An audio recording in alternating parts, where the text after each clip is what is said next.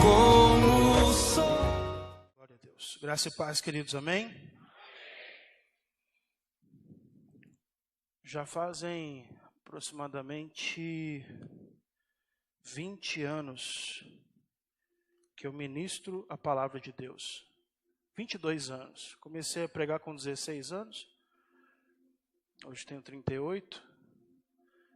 E sempre antes de ministrar, momentos antes de assumir a tribuna, sempre a gente tem um frio na espinha, uma arritmia. Enquanto o pastor Cláudio orava por mim, eu lembrava que uma vez eu falei com um pastor que eu tinha, quando ainda era jovem, dizendo: pastor, como que eu faço para vencer esse nervosismo na hora de pregar? Parece que depois que você engrena, vai. Mas antes dá aquele frio na barriga. Ele disse para mim: Paulo, no dia que você perder esse frio na barriga, Deus não vai te usar mais. Porque significa que você vai pregar com orgulho, já se achando o dono da verdade. Então todas as vezes que enquanto você estiver mantendo a sua humildade, isso ele disse para mim, você sempre vai sentir temor diante da noiva do Cordeiro. Eu queria que você abrisse a sua Bíblia no livro de Atos, capítulo 23. Eu tenho feito alguns devocionais em casa, estudando o livro de Atos.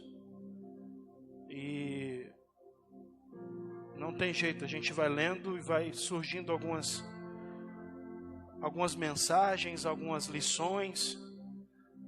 Eu queria compartilhar algo que o Espírito Santo ministrou no meu coração.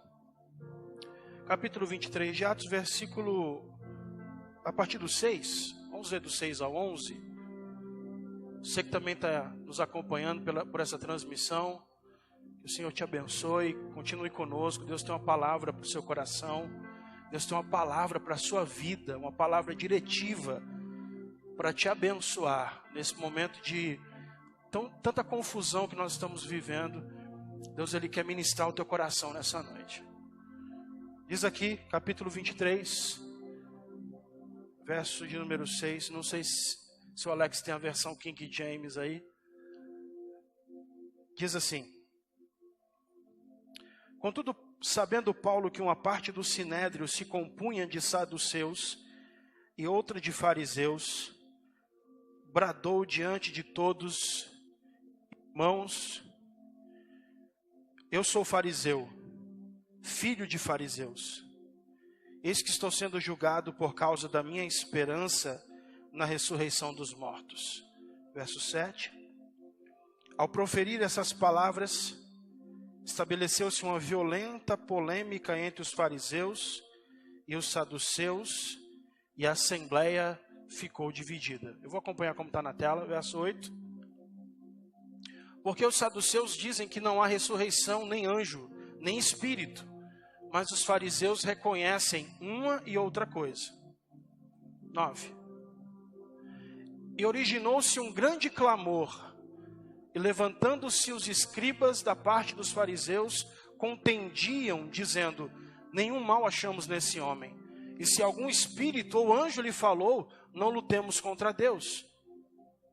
E havendo grande dissensão, o tribuno, temendo que Paulo fosse despedaçado por eles, mandou descer a tropa, para que o tirassem do meio deles e o levassem para a fortaleza. 11.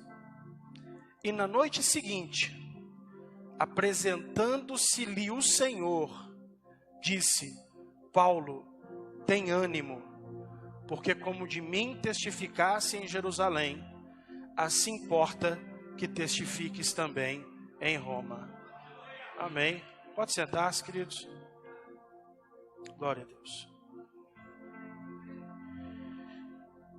Eu queria trazer aqui rápidas palavras, em pouco tempo, a história de Paulo, o propósito de Deus com Paulo, quando ele precisava ir a Roma.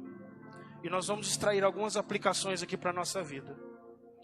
Rapidinho, nessa introdução, só para você entender o contexto, Paulo estava na sua terceira viagem missionária, e ele então recebe uma direção de Deus para ir para Jerusalém.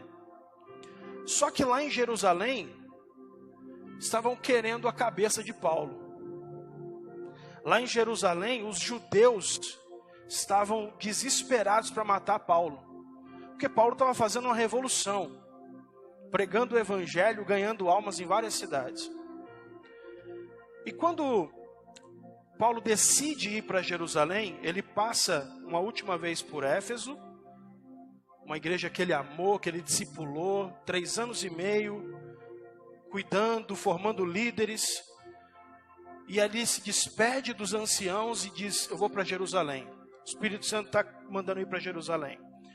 Os irmãos de Éfeso ficam desesperados. Paulo, vão te matar em Jerusalém. Vão matar você. E ele fala, olha, se eu estou disposto a qualquer coisa, a morrer por Cristo, eu vou para lá. Enfim, quando Paulo chega em Jerusalém, quando os judeus descobrem que Paulo estava lá, eles começam a criar um alvoroço para matar a Paulo. Só que, lembra de Jesus?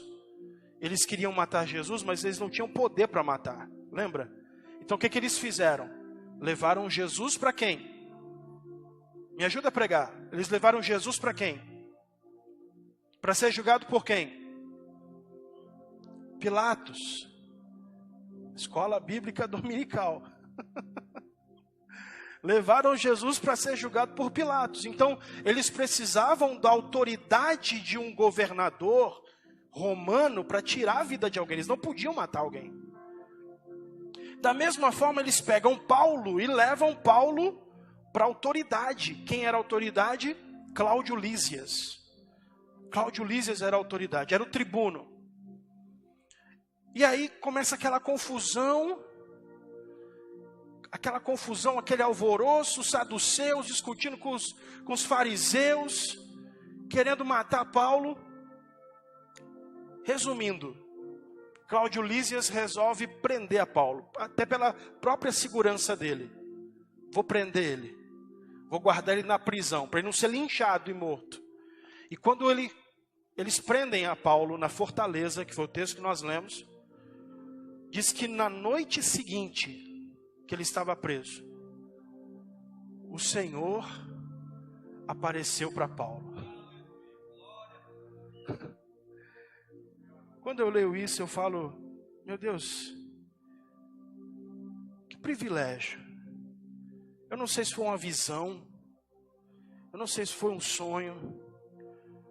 A versão King James fala assim, ó, na noite seguinte, o Senhor surgiu do lado de Paulo, dentro da prisão. Surgiu do lado de Paulo e lhe afirmou, seja corajoso. Assim como você deste testemunho da minha pessoa,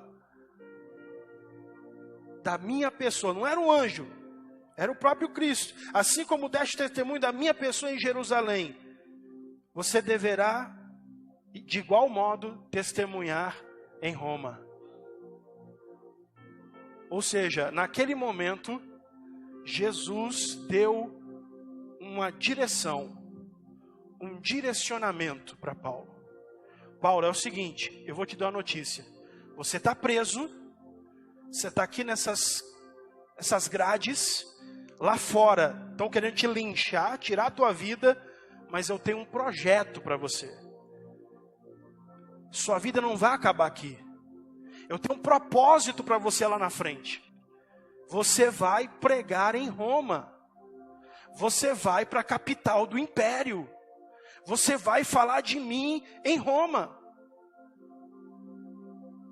Bom, o que acontece? Paulo fica preso. E de Jerusalém, Cláudio Lísias manda uma carta, porque ele, imagina, Jerusalém, o centro religioso judaico, para a gente entender, como se fosse o Vaticano para os católicos. Era isso Jerusalém para os judeus. E Paulo está ali, sendo jurado de morte. Então Cláudio Lísias manda uma carta para Félix, que era o governador de Cesareia, e fala assim, ó, eu estou mandando esse preso aqui para você guardar ele aí. Porque se ele ficar aqui, vão dar um jeito, vão matar ele aqui. E aí Paulo é transportado para a fortaleza de Cesareia, e lá acontece o seguinte, primeira coisa que acontece, quando ele recebe a carta, o Félix, ele vai, fala, vou ouvir esse preso. Vou ouvir esse preso. E ele vai ouvir o preso, vai ouvir Paulo, e Paulo começa a pregar para Félix. Começa a falar de Jesus e começa a contar o testemunho dele. Ele fala assim, é o seguinte, eu era judeu, eu era fariseu, eu fui perseguidor, mas aí ele apareceu para mim no caminho. Ele disse, Saulo, Saulo, por que você está me perseguindo, Saulo? A partir de agora você vai pregar a minha palavra e vai ser perseguido. E eu estou aqui por causa disso. Ele falou, estou sendo julgado, estou preso por causa da palavra que eu prego. Ele começa a pregar. E aqui no capítulo 23, aliás, capítulo 24, verso 25, fala assim, ó. Quando Paulo começou a pregar, olha só, sobre a justiça, ele estava no interrogatório, o domínio próprio e o juízo vindouro, Félix ficou apavorado. Vamos aqui na tela. E tratando ele da justiça e da temperança e do juízo vindouro, Félix, amedrontado, respondeu, por agora vai-te, e em tempo e tendo oportunidade te chamarei. Eu não quero mais ouvir você, não, que eu estou ficando com medo desse negócio que está falando aí. Vai lá para a tua cela, já ouvi tua história, vai lá, depois em um outro momento eu vou chamar você. Verso 26. Esperando ao mesmo tempo que Paulo lhe desse dinheiro para que o soltasse. Estava esperando uma propina, um suborno. Pelo que também muitas vezes o mandava chamar e falava com ele. 27. Mas passado 2 anos, Félix teve por sucessor a Pórcio Festo. E querendo Félix comprazer os judeus, deixou a Paulo preso. Ou seja, Paulo ficou 2 anos preso. Veja que há 2 anos atrás, Jesus apareceu para Paulo e disse para ele, você vai pregar em Roma. Mas agora Paulo estava 2 anos preso. Só que 2 anos se passou, veio Festo, substituiu a Félix e Paulo continuou preso. Eu queria já nesse momento fazer 2 aplicações para a gente entender isso aqui. Primeiro, Paulo estava preso e recebeu uma direção de Deus. Você vai para Roma, você vai pregar em Roma. A pergunta é, qual é a direção que está no seu coração? Qual é o propósito? Qual é o destino que Deus ministrou no seu coração? Para onde você está indo? Para onde você está indo? O que você vai realizar na sua vida? Talvez, vamos imaginar, se alguém chegasse para Paulo estava há 6 meses na prisão, e falasse assim, Paulo, o que você espera do teu futuro? Ele ia dizer assim, eu vou pregar em Roma. Você está maluco, você está preso, você está dentro dessas grades aqui, mas eu vou pregar em Roma. Deus falou que eu vou pregar em Roma. Não, você não está entendendo, você está aqui em Cesareia, você está preso nessas grades aqui, mas o meu destino, o meu propósito, a minha direção, Jesus falou que eu vou pregar em Roma. Você precisa saber para onde você está indo. Você precisa saber qual é a direção que Deus está te dando.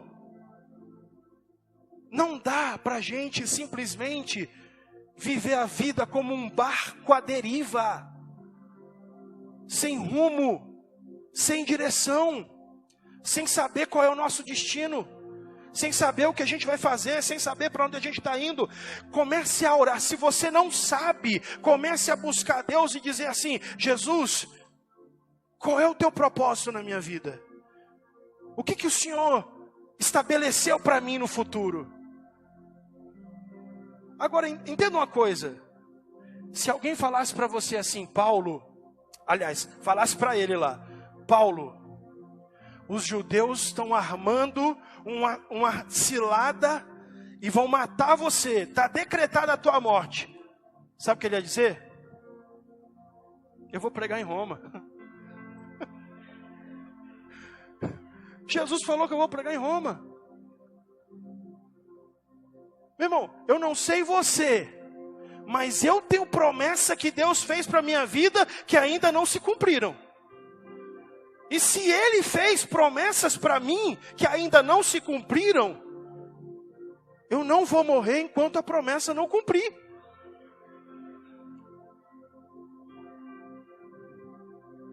Porque quando chegou o momento de Paulo morrer, ele já sabia. Ele escreveu uma carta dizendo: Timóteo, eu já estou sendo entregue como oferta, como libação. Chegou o tempo da minha partida. Acabou. Já chegou o momento. Eu já cumpri o que Deus tinha prometido para eu fazer. Já preguei em Roma. Já ministrei. Já estabeleci o reino. Chegou o momento da minha partida. Combati o bom combate. Acabei a carreira. Guardei a fé. Agora só me resta esperar a coroa. Não se atemorize o seu coração. Se o Senhor te prometeu algo, se o Senhor te deu uma direção, se o Senhor falou que vai realizar algo na sua vida, Ele vai cumprir. Porque uma das características imutáveis de Deus é a sua fidelidade. Paulo ainda diz assim: ainda que nós sejamos infiéis, Ele permanece fiel, porque Ele não pode negar-se a si mesmo. Minha pergunta para você mais uma vez é: para onde você está indo? Aonde você vai chegar? Qual é o teu destino? Qual é a tua direção? O que Deus prometeu na sua vida? Se Ele prometeu, descansa. Outro detalhe que eu aprendo com a história de Paulo. Paulo estava preso, mas ele tinha uma promessa: você vai pregar em Roma. Só que ele ficou preso. Diz aqui o texto, a gente tem um parâmetro de 2 anos até chegar a Festo. Entenda que para você chegar no destino que Deus estabeleceu para a sua vida, existe um tempo. Existe um tempo. Às vezes, quando recebemos uma visão de Deus, quando recebemos uma promessa de Deus, quando recebemos uma direção de Deus, nós ficamos ansiosos. Vai acontecer? Vai acontecer? Deus falou? Mas aí vem o tempo. E o tempo passa. E a gente vai pensando: eu acho que não era Deus não. Eu acho que não vai cumprir não. Eu acho que foi coisa da minha cabeça. Eu acho que eu dormi, Miranda, comi demais antes de dormir. O sonho que eu tive, acho que não foi de Deus não. Mas a promessa, até o seu cumprimento, há um tempo. Quando Deus deu um sonho para José, ele tinha 17 anos de idade. Ele era um jovem na casa de seu pai. Passaram-se 13 anos. Ele tinha 30 anos quando o sonho se cumpriu. Ele tinha 17 anos. Aquele jovem sentou na mesa e disse assim: Deus me deu um sonho. Sonhei que o sol, a lua e 11 estrelas se encurvavam diante de mim. Foi um sonho. Ele tinha 30 anos quando se tornou governador. Olha só, mais 7 anos de fartura, como Deus havia mostrado para ele no sonho. Mais 7 anos de fartura. Ou seja, agora ele tinha 37 anos. Mais 2 anos de fome. 39 anos. Quando os irmãos dele chegaram e se encurvaram diante dele, sem saber que ele era irmão deles, dizendo: nós viemos aqui, amando do nosso pai, para comprar comida, senão vamos morrer de fome. Ou seja, 13 anos, me ajuda aí, 13 anos, ou seja, ele tinha 17, ele tinha 39 quando se cumpriu a promessa. Quantos anos passaram? Vocês fugiram da escola igual eu também, né? 22 anos. 22 anos. Desde quando Deus deu a ele a visão, até quando a visão se cumpriu. Toda promessa passa pelo teste do tempo. Mas você precisa esperar. Você precisa acreditar que o que Deus te prometeu, Ele vai cumprir. E aí o que acontece? Quando Festo assume a Cesareia, ele vai agora ouvir Paulo. Vou ouvir esse preso aí, esse camarada que está aí, acusado pelos judeus aqui, e começa a ouvir. E quando Paulo vai falando com Festo, capítulo 25, verso 11 e 12. Paulo vai dando a sua defesa, falando por que ele estava ali. E ele fala assim, 25:11. Contudo, se fiz mal, ou pratiquei algum crime que mereça a pena de morte, estou pronto para viver. Não, colocou Efésios, mas tudo bem. Contudo, se fiz algum mal, pratiquei algum crime que mereça a pena de morte, estou pronto para morrer. Mas se não são verdadeiras as acusações que me afrontam estes homens, ninguém tem o direito de me entregar a eles. Portanto, apelo para César. Verso 12. Assim, depois de haver consultado seus conselheiros, Festo determinou: apelaste para César irás. Sabe o que ia acontecer? Vou explicar para você. Festo ouviu a Paulo e falou assim: esse camarada está sendo acusado de crimes religiosos. Ele não cometeu nenhum crime, ele não matou ninguém, não roubou ninguém. Ele infringiu a religião dos judeus. Eu vou soltar ele. Vou mandar ele de volta lá para a casa dele. Eu falo: não, pode ir embora. E aí Paulo, percebendo que ia ser solto, Paulo falou: não, eu não vou voltar para Jerusalém, eu vou pregar em Roma. E aí Paulo, na sua defesa, ele fala assim: olha, se eu fiz alguma coisa que mereça a pena de morte, eu estou disposto a morrer. Mas se não são verdadeiras as acusações que eles me afrontam, ninguém tem o direito de me entregar para eles. O que era entregar para eles? Era soltar ele. Não, se soltasse ele, vai saber o que eles iam fazer. Ele falou: apelo para César. Eu quero ser julgado pela corte augusta. Eu quero ser julgado por Roma. E aí Festo consultou os conselheiros e disse: apelaste para César irás. Começa agora Começa agora um processo na vida de Paulo. Porque enquanto ele estava preso, ele estava em segurança. Enquanto ele estava preso, ninguém podia tocar na vida dele. Mas agora começa a se cumprir o projeto. Começa a se cumprir o propósito de Deus na vida de Paulo. Agora ele vai para Roma.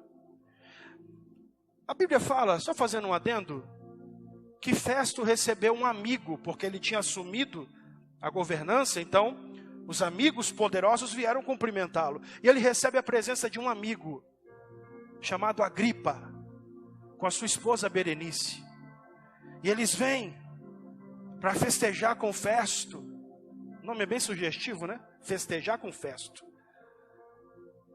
Para celebrar, porque ele tinha assumido agora a governança de Cesareia.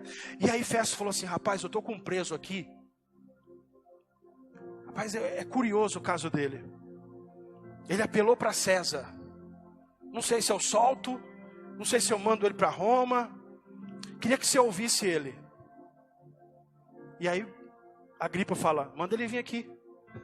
E Paulo mais uma vez começa a pregar. Começa a pregar. E eu não vou me ater aqui por causa do tempo. Mas o capítulo 26, versículo de número 31 fala assim. Versículo 30. Então o rei, aqui é Agripa, tá? Agripa, o rei se levantou. E com ele o governador, Festo e Berenice. Seguido de todos que com ele estavam assentados, ouvindo Paulo. E retirando-se do salão, comentavam entre si. Este homem não fez absolutamente nada que merecesse prisão, nem muito menos pena de morte. E aconteceu que Agripa confessou a Festo. Este homem bem poderia ser posto em liberdade, caso não tivesse apelado para César. Ele bem podia ser solto. Mas agora, ele pediu para ir para Roma, ele vai para Roma. E aí o seguinte, no caminho, eles são colocados, Paulo junto com os outros prisioneiros, são colocados no navio. São colocados no navio. E começam a navegar sentido a Itália. Começam a navegar pelo mar Mediterrâneo sentido Roma. Só que diz, capítulo 27, versículo 4. Partindo dali, fomos navegando próximo à costa norte de Chipre, porquanto os ventos eram contrários. Paulo não contava que haviam ventos contrários. 276 pessoas num navio, navegando pelo mar Mediterrâneo, com ventanias, até que eles são atingidos por um tufão, chamado Euroaquilão. E esse tufão faz com que o navio comece a naufragar. Quebra as velas, quebra aquela haste que segura as velas, o navio fica à deriva, e aí todo mundo começa a pensar, vamos morrer afogado, vai todo mundo morrer no meio do mar, as ondas batendo no navio, quase virando o barco, e o centurião responsável em conduzir os presos para Roma, chamado Júlio, ele fala assim, quer saber de uma coisa? Eu vou chamar os soldados, eu vou mandar matar todos os presos, porque se algum deles escapar, quando chegar lá em Roma, quem chegar lá, eles vão matar a gente. Eles vão matar a gente, porque nós estamos cuidando desses presos. A gente não pode deixar ninguém se perder. Então, vou fazer o seguinte, não pode deixar ninguém fugir. Então, vou mandar matar todos os presos. E aí, quem sobreviver, dos soldados sobreviveu. Eles ficaram à deriva por muito tempo. Mas aí Paulo, o verdadeiro líder que estava naquele barco, capítulo 27, verso 21 fala: e após muito tempo sem comer, Paulo se pôs em pé no meio deles e admoestou-os, dizendo: senhores, devis ter ouvido aos meus conselhos antes de ter saído de Creta naqueles dias, pois desta forma teriam evitado esse dano e esses prejuízos. Entretanto, agora exorto-vos a que tenhais bom ânimo, porque não se perderá nenhuma vida entre nós, mas somente o navio será destruído. Pois ontem, durante a noite, um anjo de Deus me apareceu, o Deus a quem pertenço e a quem sirvo, e me disse: Paulo, não temas, eis que é imperativo que compareças diante de César.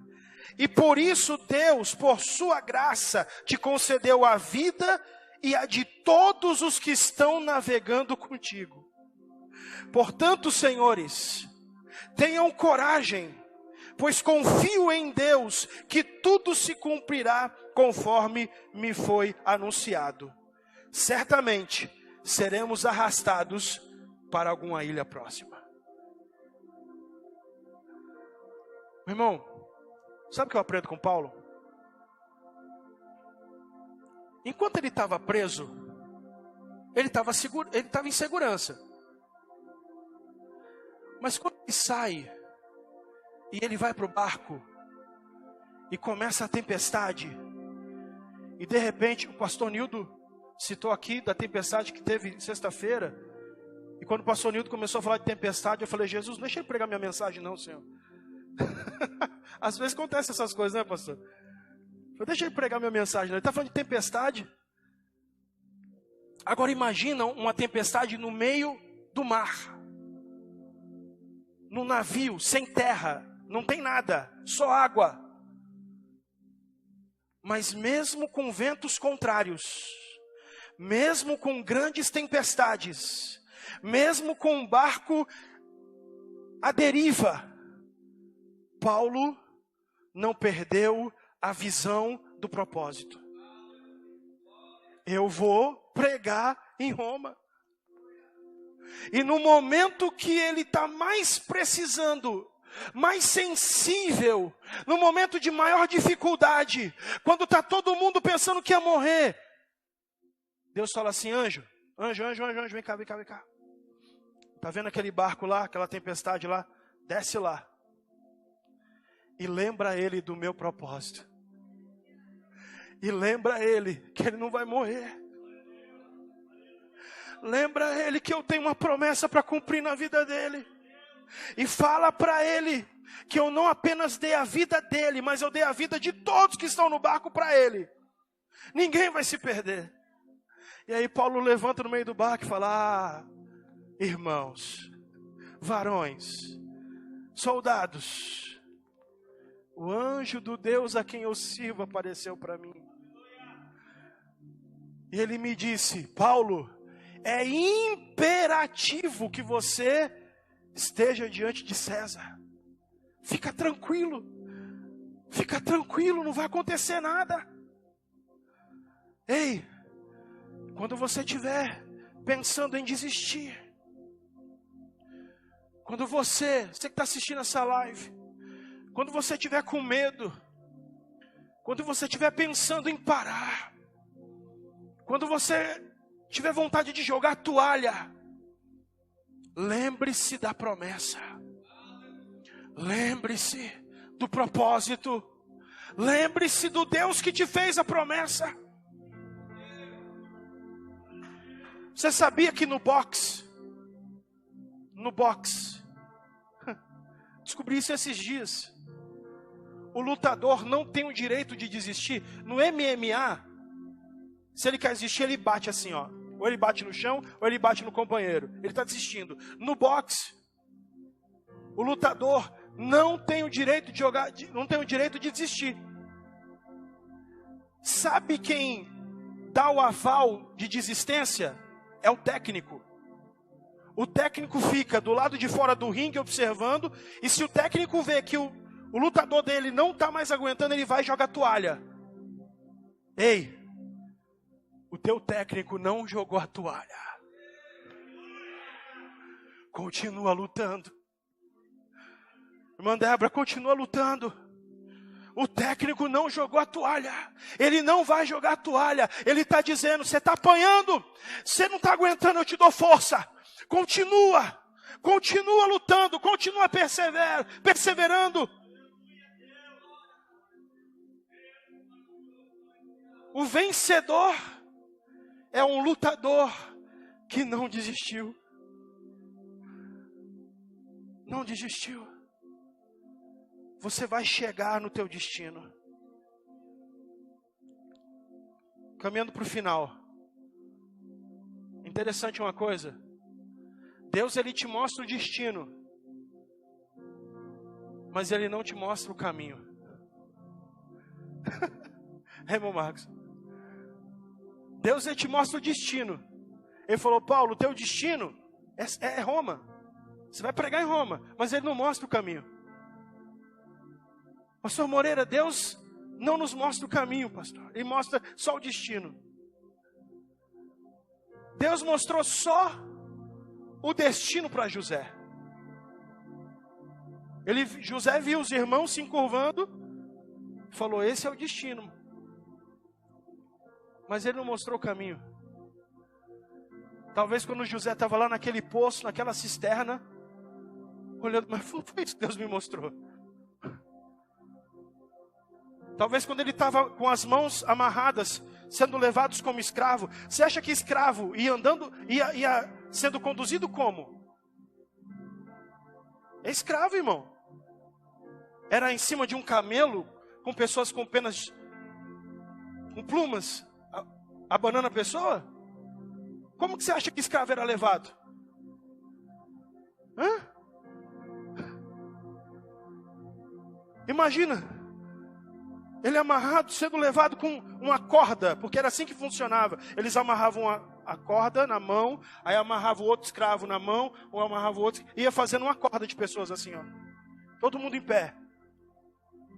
Os donos nos cavalos e os escravos sendo puxados.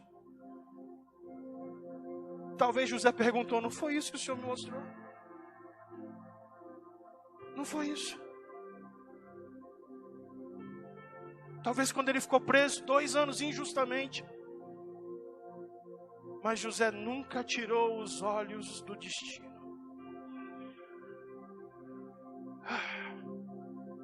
Está cansado? Descansa. Mas não desiste. Está cansado? Está cansada? Descansa. Mas não desiste. Deus nos mostra o destino, mas não mostra o caminho.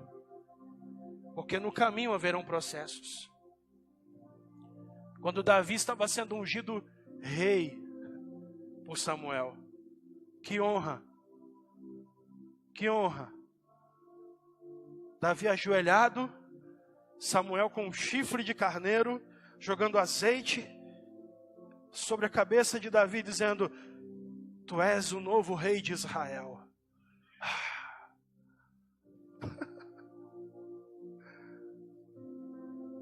Mas ainda veio o gigante, ainda veio perseguição de Saul, ainda veio o deserto, ainda veio fuga, até que muitos anos depois, a visão se cumprisse. Eu vou encerrar minha mensagem. O segredo está na perseverança. O segredo está na perseverança. O vencedor é um lutador que não desistiu. Irmão Adamo, tu és um lutador, querido. O vencedor é um lutador que não desistiu. Bom, o barco naufragou. Eles ficaram Um dia e uma noite no mar, nadando, até que chegaram numa ilha. Qual é o nome da ilha? Me ajuda a pregar. Qual é o nome da ilha? Malta. E aí, ainda por cima, foram lá juntar graveto para fazer a fogueira. A cobra mordeu a mão de Paulo. Aí alguém falou assim: rapaz, esse aí tá pagando mesmo. Sobreviveu do naufrágio e agora o destino não está deixando ele viver. Mas não existe coincidência. Vira para a pessoa que está do seu lado e fala para ela assim: não existe coincidência. Fala para ela. Fala, existe cristocidência. Não existe coincidência. Você assistindo essa live aqui, essa hora, assistindo essa transmissão, não existe coincidência. Existe cristocidência. Deus está falando com você. Sabe por quê? Quando viram que Paulo tinha recebido a picada da cobra e não tinha morrido, só pode ser um Deus. Não, só pode ser um Deus. A gente conhece essa cobra aqui, ela é venenosa, todo mundo que ela pica morre. Ele não morreu, é um Deus que está entre nós. O líder aqui da ilha, o pai dele está doente. Vamos chamar ele para orar. Paulo ora pelo pai de Públio, o pai dele é curado, e dali eles chegam em Roma. Capítulo 28, para encerrar. Verso de número 16. Quando chegamos a Roma, Paulo recebeu permissão para morar por conta própria, porém, sobre a vigilância e guarda de um soldado. Sabe o que aconteceu? Paulo chegou lá como prisioneiro. Certo? Chegou lá como prisioneiro. Só que aí, Paulo chegou lá nos líderes lá e falou o seguinte: eu vim para cá como prisioneiro, mas as cartas dizendo as acusações, ficou tudo no mar. Falou, bom, já que não tem nada te acusando aqui, a gente não recebeu nenhum comunicado de lá dizendo por que vocês estão aqui.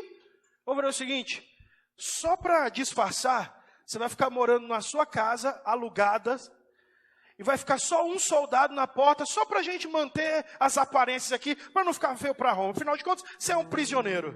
Aí diz aqui, versículo 30 e 31, o último versículo de Atos dos Apóstolos. E por 2 anos completos, Paulo permaneceu na casa que havia alugado, e recebia a todos quantos o procuravam, e pregava incansavelmente o reino de Deus, e ensinava a respeito do Senhor Jesus Cristo com toda a liberdade, sem o mínimo impedimento. O Deus que promete é o Deus que cumpre. Fala para a pessoa do seu lado: o Deus que te prometeu, Ele vai cumprir. Fala para ele: o Deus que te prometeu, Ele vai cumprir. Aleluia. Se coloque de pé. Eu quero orar para que o Senhor nessa noite te dê uma injeção de ânimo.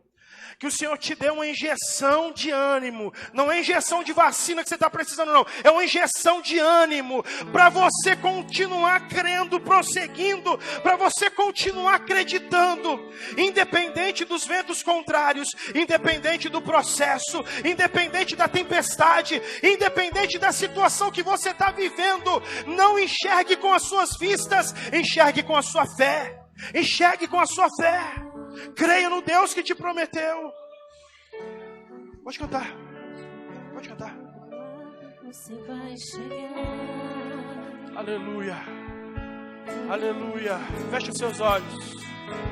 Não abandone o barco, pois esse teu deserto vai servir de testemunho para levantar alguém de novo. Põe a mão no seu coração. Ele vai restaurar. Deixa o Espírito Santo ministrar na sua vida. Oh, receba a força de Deus nessa noite. os sonhos de alguém de novo.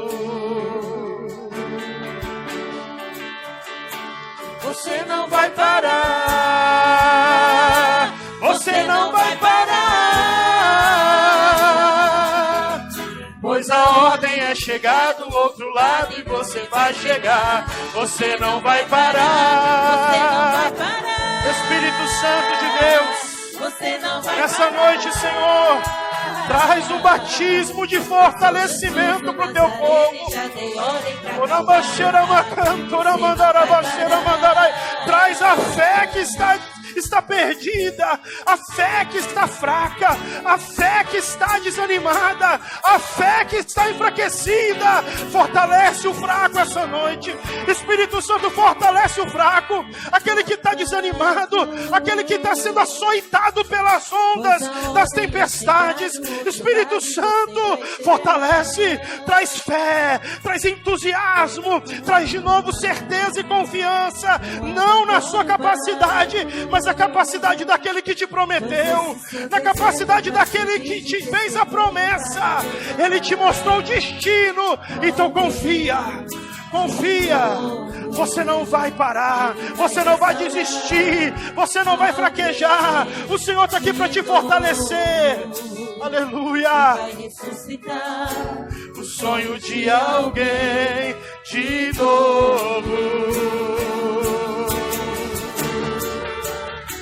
Você não vai parar, você não vai parar, pois a ordem é chegar do outro lado e você vai chegar. você não vai parar, você não vai Eu parar. profetizo força, eu profetizo confiança, eu profetizo fé, eu profetizo renovação de forças sobre a sua vida. O Espírito Santo renova a sua força hoje e diz para você: você não vai parar, você vai chegar no seu destino. Pois a ordem é chegar do outro lado e você vai chegar. Você não vai parar, você não vai parar, você não vai parar.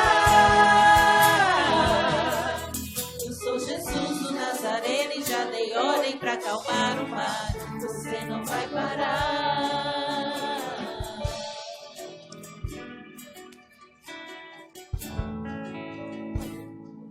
Aleluia.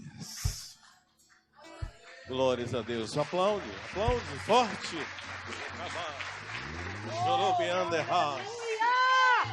Aleluia.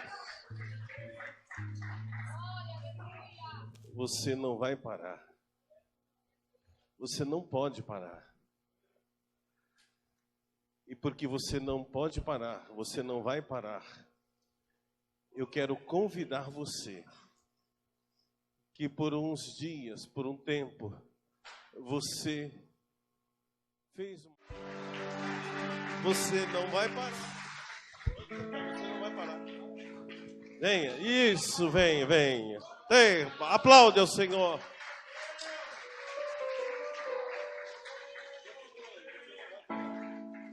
Aleluia. Tem alguém aqui nessa noite que, embora você não saiu do seu lugar, mas o Espírito Santo está falando no seu coração. E é interessante que às vezes você está sentado aí, mas você está naquela luta, mas o Espírito Santo está falando com você: você não vai parar, você vai ter que voltar. Irmãos, ninguém pode abrir mão dos céus. Não abra mão dos céus. Irmãos, essa terra, a Bíblia diz que está reservada para o fogo, mas para vós que temeis o Senhor, nascerá o sol da justiça. Eu quero convidar você. Você está lutando com o Espírito Santo aí no seu banco, mas o Senhor está falando: e se você ouvires hoje a voz do Senhor, não endureça o teu coração. Venha, venha. A igreja vai subir, mas o Senhor quer que você suba junto com a igreja. Você não pode ficar para trás. Tem mais alguém? Tem mais alguém? Eu vou olhar desse lado aqui e vou falar: tem mais alguém aí? Tem. Tem. Vem. Venha. Você não vai parar. Eu sou Jesus o Nazareno. Aleluia. Ordem para acalmar o mar. Você não vai parar. Você não vai parar. Você não vai parar. Venha. Venha.